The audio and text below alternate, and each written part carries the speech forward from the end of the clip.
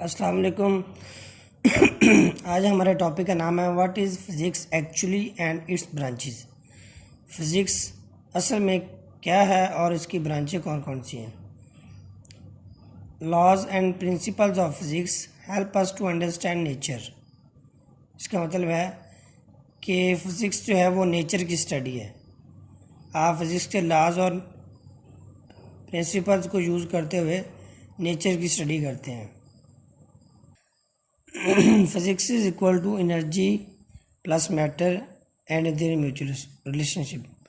जैसे कि हमें पता है कि फ़िज़िक्स जो है उसमें हम मैटर को पढ़ते हैं, एनर्जी को पढ़ते हैं और उनके म्यूचुअल रिलेशनशिप के बारे में पढ़ते हैं।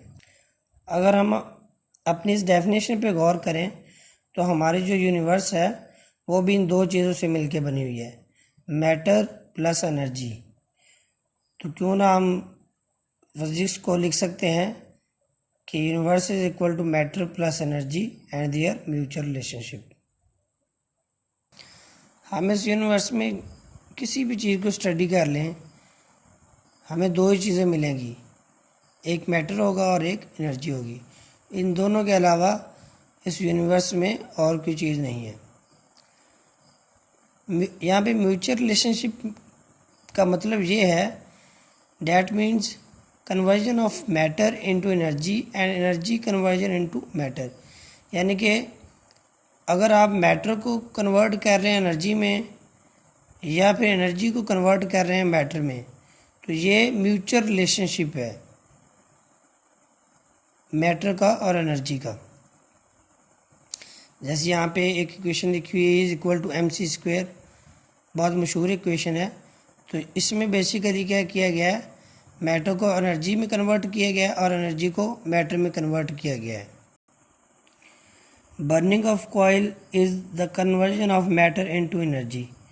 जब आप कोयले को जला रहे होते हैं तो तब क्या हो रहा होता है कि आपका जो मैटर है, कोयला एक मैटर है, उसको आप कन्वर्ट कर रहे हो एनर्जी की फॉर्म में। और ये कम्प्लीटली कन्वर्ट नहीं होता क्योंकि एशेज़ की फॉर्म में आपके पास कुछ मैटर रह जाता है। लेकिन ये एक प्रोसेस है जिसमें आप मैटर को कन्वर्ट कर रहे होते हो एनर्जी में।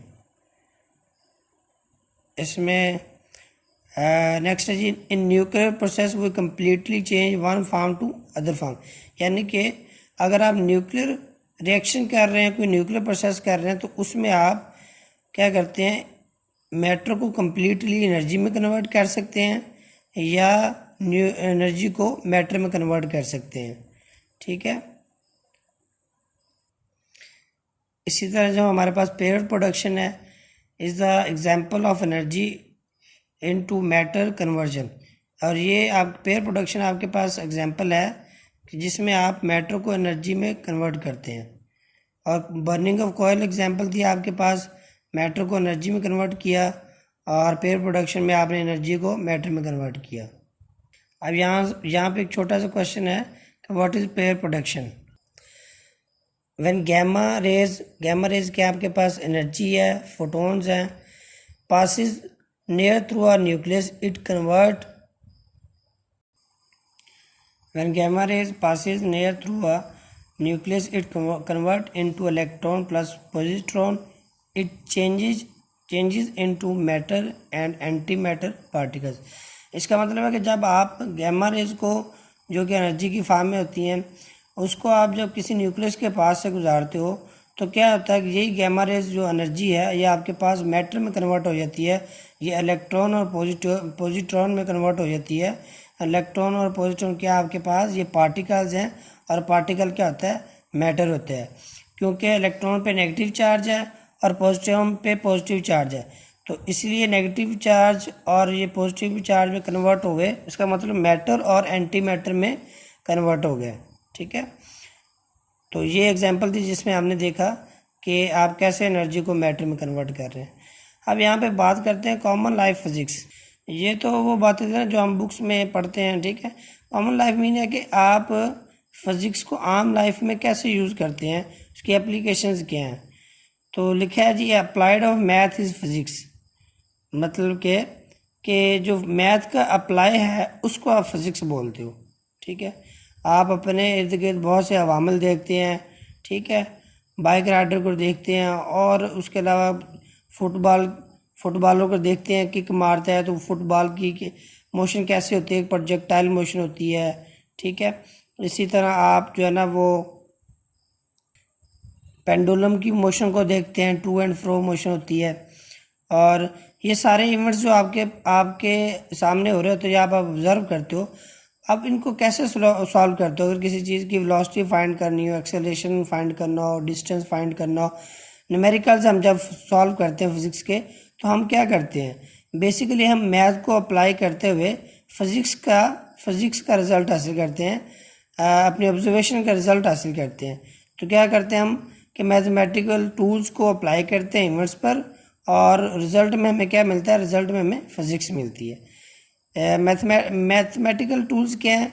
आपके पास जो मैथमेटिकली फार्मूलाज, इक्वेशंस होती हैं, जो इनको आप यूज़ करके आप अपनी इक्वेशंस को, आप अपने इन्वर्स को सॉल्व करते हो, वो आपके पास मैथमेटिकल टूल्स हैं। क्वाड्रेटिक इक्वेशंस हैं, trigonometry, calculus, analytical geometry etcetera, ये सारी वो चीज़ें हैं जिनको हम यूज़ करते हैं, अप्लाइड करते हैं, क्योंकि ये मैथ के टूल्स हैं, इनको अप्लाई करते हैं इन्वर्स पर, और रिज़ल्ट में हमें क्या मिलती है? फिज़िक्स मिलती है। किसी कहने वाले का कहना है कि जो फिज़िक्स है वो इन फ्रंट ऑफ स्क्रीन जो है वो वर्क करती है, और इसके बरक्स जो मैथ है वो बिहाइंड ऑफ स्क्रीन वर्क करती है। यानी कि मैथ को यूज़ करते हुए, मैथ के फार्मूलाज को यूज़ करते हुए आप फिज़िक्स के न्यूमेरिकल्स को सॉल्व कर सकते हैं। और फिज़िक्स और मैथ की विदाउट मैथ आप फिज़िक्स नहीं कर सकते, विदाउट मैथ फिज़िक्स आप नहीं कर सकते। सिंपल लफ्ज़ों में बात करने का मकसद ये है कि मैथ के बगैर आप फिज़िक्स को नहीं कर सकते। नेक्स्ट है जी डिवीजन ऑफ फिज़िक्स। बेसिकली पहले एक ही फिज़िक्स थी, बाद में जैसे जैसे नॉलेज इंक्रीज़ होता गया तो इसकी डिवीज़न होगी। फिज़िक्स को दो ब्रांचेज में डिवाइड किया जाता है। इसकी सबसे पहले जो हम फिज़िक्स पढ़ते थे वो थी क्लासिकल, और अभी जो है वो मॉडर्न फिज़िक्स। बिफोर 1900 में जो फिज़िक्स, बिफोर 1900 से पहले जो फिज़िक्स थी वो हमारे पास क्लासिकल थी, और 1900 के बाद जो फिज़िक्स है वो मॉडर्न फिज़िक्स है। क्लासिकल फिज़िक्स में मोस्टली जो वर्क किया है वो न्यूटन ने, गैलीलियो ने काम किया, और इसी तरह मॉडर्न फिज़िक्स में जो काम किया वो आइंस्टाइन, बोहर और रदरफोर्ड एक्सेट्रा वगैरह ने काम किया है।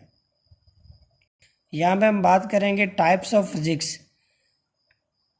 पहले हमने बात की डिवीजन ऑफ फिज़िक्स। फिज़िक्स को दो ब्रांचेज में डिवाइड किया गया, क्लासिकल में और मॉडर्न में। अब हम बात करते हैं branches of physics.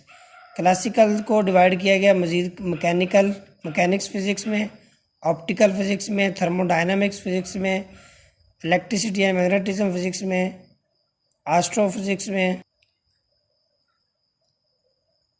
Acoustic physics में। अकॉस्टिक फिज़िक्स बेसिकली साउंड की स्टडी है, साउंड से रिलेटेड ये ब्रांच है।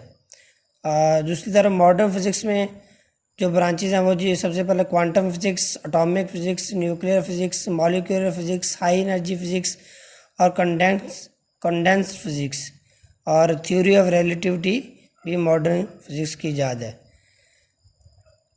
मज़ीद देखते हैं मैकेनिक्स जो है वो उसको फर्दर डिवाइड किया गया स्टैटिक्स में और डायनामिक्स। स्टैटिक्स बेसिकली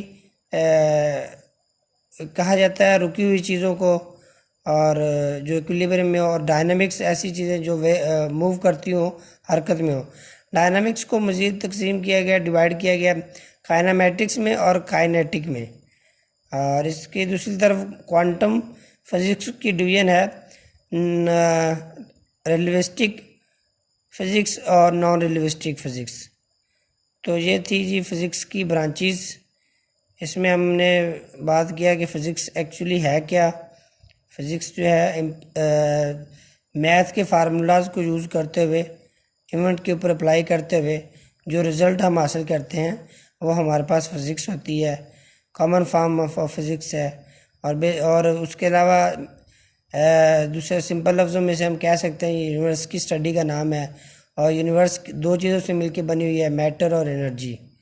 तो फिज़िक्स में हम मैटर को और एनर्जी को ही पढ़ते हैं और इनकी म्यूचुअल रिलेशनशिप को पढ़ते हैं। आप तक के लिए इतना जी। अल्लाह हाफिज़।